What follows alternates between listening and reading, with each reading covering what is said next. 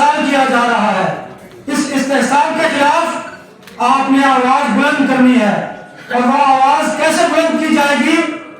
وہ اسی صورت ممکن ہوگا کہ جب آپ اپنے حقوق کے تحفظ کے لیے باہر نکلیں گے.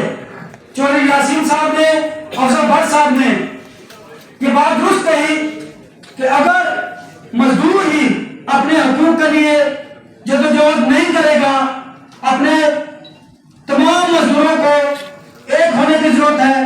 کیونکہ ساتھیوں، اب وہ وقت آ گیا ہے کہ ہم نعروں باتوں سے باہر نکلیں اور عملی اقدامات کریں. آپ کی قیادت جو یہاں پر موجود ہے، آج جو فیصلہ کرے گی، آپ نے اس فیصلے کو عملی جامہ پہنانا ہے. اور وہ اسی صورت ممکن ہے کہ جب آپ لوگ ایک ہوں گے، کسی ایک کے دکھ درد کے لیے سب باہر نکلیں گے، آپ اپنے حقوق کے لیے بات کریں گے، آواز بلند کریں گے.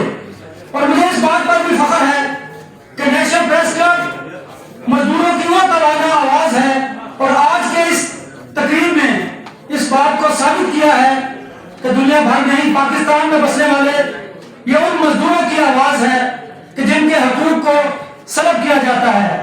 ہمیں